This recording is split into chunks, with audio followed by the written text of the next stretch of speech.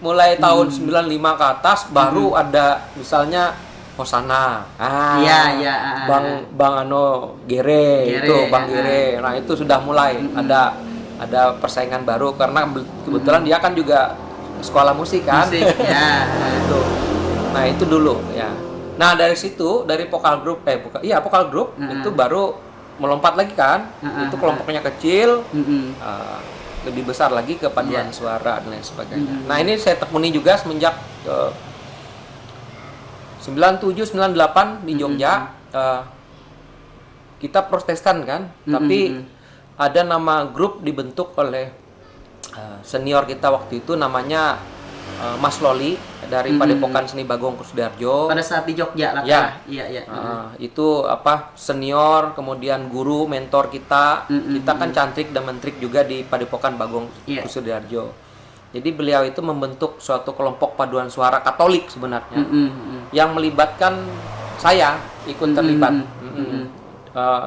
Itu namanya Lolita Sonora. Nah, grupnya. Nama grupnya waktu itu. Itu memang salah satu grup atau kelompok paduan suara di Gereja Katolik Kota Baru. Nah, itu setiap bulan itu 2 kali tampil pelayanan untuk pelayanan ibadah kebaktian misa ya.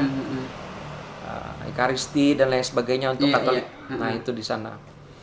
Jadi di Jogja itu ya selain sembayang untuk kebaktian Protestan, Katolik juga. Sore-sore kadang-kadang bisa tampil di gereja Katolik gitu. Tapi pada akhirnya kita memiliki istilahnya ilmu baru lagi.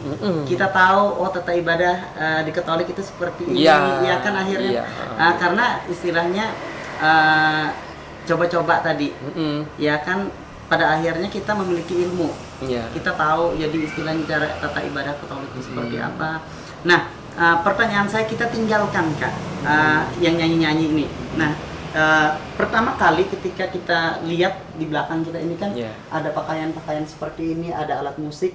Nah, ini kan semuanya terbentuk. Di situ saya lihat juga banyak lah Kak Mariola, piala-piala. Ini kan terbentuknya, kan nggak langsung bim selabim langsung ada. Nah, ini nih ceritanya gimana sih Kak? Kapan terbentuknya tempat seperti ini? Bagus, luar biasa seperti ini. Ini Sanggar Seni Tuturi Handayani di Palangkaraya dibentuk tanggal 14 April 1984 oleh almarhum orang tua saya. Belum lahir dong saya. Iya, 4 tahun. Belum lahir dong saya. Iya, 84 ya Kak? 84. Nah, sekarang barusan kemarin ulang tahun kan yang ke-37. Itu kemarin 37 tahun sudah. Bisa dikatakan berarti mungkin warisan salah satu dari orang tua kalah ini. Salah satu sanggar yang cukup berumur panjang dan yang tertua di Palangkaraya. Yang masih bertahan loh. Yang masih bertahan, sifatnya sanggarnya tetap eksis, namanya itu berkembang saja, gitu berkembang dan terus tetap beraktivitas sampai dengan sekarang gitu. Kan biasanya ada yang sanggar buka terus berapa tahun tutup, buka lagi tutup buka tutup akhirnya tutup Mbak. Silahkan. Nah, itu dia. Jadi ya ini rumah kita di Bukit Hindu ini pun juga merupakan bagian daripada sanggar itu sendiri.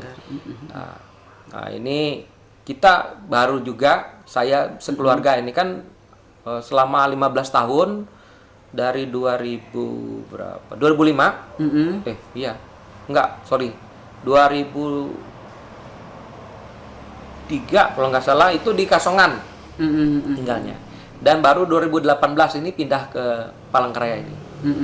Pindah ke rumah Bukit Hindu ini. Nah, sebelum itu orang tua saya kan tahun 2003-2004 sekeluarga, orang tua saya kebetulan saya udah menikah dan pindah ke Kasongan dari tahun 2002-2003. Itu semua pindah ke Puruk Cau. Nah, oleh ada pembukaan Kabupaten Murung Raya kan, kerja bapak sebagai kepala dinas di sana. Jadi adik semua ikut semua. kemudian yang tinggal di rumah ini dulu, saudari sepupu saya itu semua pindah, pulang kampung ke Murung Raya sana, bekerja di sana. Saya sendiri aja yang ke Kasongan waktu itu. Belum kerja padahal saya itu waktu itu pertama kali menikah. Nah itu rumah ini yang tinggal 2004-2005 itu anak-anak dari Murung Raya ya, kemudian ada yang dari Barito Selatan, Barito Timur dan lain sebagainya. Itu mereka yang meninggali rumah ini, maksudnya yang tinggal di rumah ini karena kosong. Nah, jadi itu sedikit cerita ya. Kenapa bisa bertahan begitu lama? Karena memang rumah Bukitindo ini setiap tahunnya itu dulu dari zaman saya masih kecil itu paling tidak setiap 2 tahun sekali itu ada anak-anak dari kampung yang dititipkan oleh orang tuanya, terutama dari Murung Raya sana, untuk sekolah di sini, sekolah di Palangkaraya. Dititip di sini. Itu paling enggak setiap 2 tahun sekali itu ada 5, ada ada 3 sampai 5 orang lah setiap tahun. Nah itu mereka itu bawa kesenian, maksudnya punya kemampuan, talenta berkesenian di bidang kesenian tradisional. Ada yang bisa nari, ada yang bisa nabuh kenong, main musik dan lain sebagainya gitu. Ada yang bisa kuntau misalnya dan sebagainya. Nah jadi itu yang karena mereka datang, kebetulan kita ada fasilitas disediakan oleh orang tua karena memang orang tua juga punya jiwa kesenian yang dibawa dari masa mudanya dan ikut di Sanggar Tunjung Nyahu di bawah Damang Salilah dulu. Beliau kan sama Pak almarhum John Lee Priadi, Pak Unang Riyadi, termasuk ibu istrinya Pak Prof Kaima Usop, Mutiara Usop. Nah itu angkatan almarhum bapak saya itu berkesenian di Sanggar Tunjung Nyahu dulu, zaman Damang Salilah. Nah itu begitu sampai dengan saya di rumah ini juga begitu sampai hari ini. Ya sekarang cuman dalam jangka waktu 1-2 tahun ini rata-rata ya berubahlah situasinya kan. Karena memang kondisi sekarang enggak dalam 3 tahun ini, maksudnya gini. Dalam 3 tahun ini ada perubahan 3-5 tahunnya ada perubahan perubahan karakter anak-anak. Tadinya dititipkan oleh orang tuanya kan. Orang tuanya dititipkan di rumah ini. Terus nggak sampai 3-4 bulan tuh pasti cari kos sendiri. Nah itu ada dalam jangka waktu 3-5 tahun nih gitu loh. Ada perubahan karakter anak-anak. Jadi kayaknya tuh nggak mau bebas gitu. Nah gitu loh. Semacam mau bebas gitu. Kalau sebelumnya itu beda. Kalau udah di sini aja gitu loh. Mau susah, mau senang, mau apa. Kemungkinan Kak lah kalau dari aku kenapa bisa kayak gitu sekarang itu kan kos murah-murah. Nah itu. Nah kalau dulu kos itu kan mahal, terbatas. Nah mau nggak mau mereka memang harus istilahnya kalau Kak mau nggak mau pada akhirnya mungkin kebanyakan tuh kayaknya pergaulan. Nah itu dia. Pengen bebas dan lain sebagainya. Nah itu pengalaman mu Kakak. Oh gitu. Iyalah kisah keluargamu nikah pengalamanmu. Maaf lah sobat GSM. Intermezzo. Silakan. Ya itu, dalam kurang lebih 5 tahun terakhir itu seperti itu situasinya. Dititipkan terus pindah. Kayak nggak betah gitu lah Kak lah. Pertama nggak tahu juga faktor apa. Mungkin karena di sini di Bukitindo ini kan atau di rumah ini selain berkesenian itu dari zaman almarhum bapak sama mamah dulu, papa mamah itu mereka kan harus pertama didisiplinkan. Memang betul, karena memang ikut kita istilahnya, ikut kita tanggung jawab kita. Tanggung jawab Dulu kan nggak ada Hitachi, misalnya ada sumur atau cibuk cibuk banyu segala macam kan, air dan lain sebagainya, isi kamar mandi, kemudian ngepel atau cuci piring setiap pagi dan lain sebagainya. Itu memang rutinitas kita. Iya betul.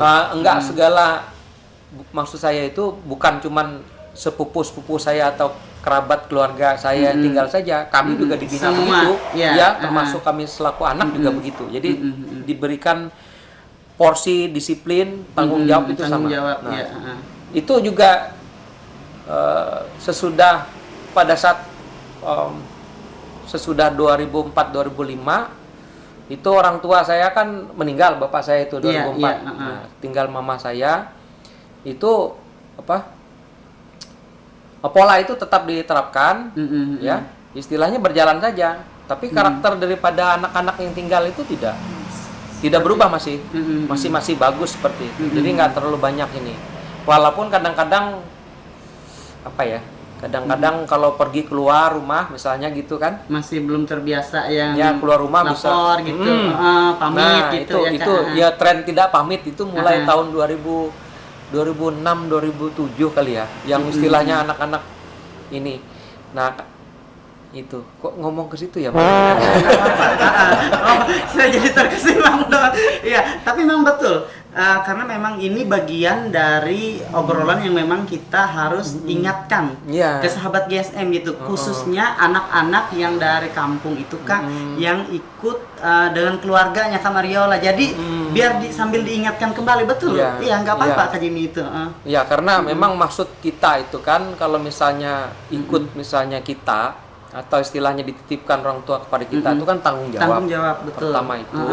Yang kedua, kita juga ingin pengalaman hidup dan kehidupan kita itu di masa lalu seperti yang saya bilang tadi, didisiplinkan orang tua, ya, betul. Dapat menjaga kebersihan misalnya, istilahnya kerapian dan lain sebagainya. Itu kan juga akan berpengaruh terhadap pembentukan karakter diri sendiri. Betul. Kan gitu kan? Nah, itu maksud kita. Nah, kalau misalnya bisa itu dilaksanakan dengan baik, banyak kok angkatan yang keluar dari rumah ini, mohon izin, itu seperti nggak rugi sebenarnya. Nggak rugi. Iya, angkatan saya tahun 9 yang hampir bersamaan loh ya.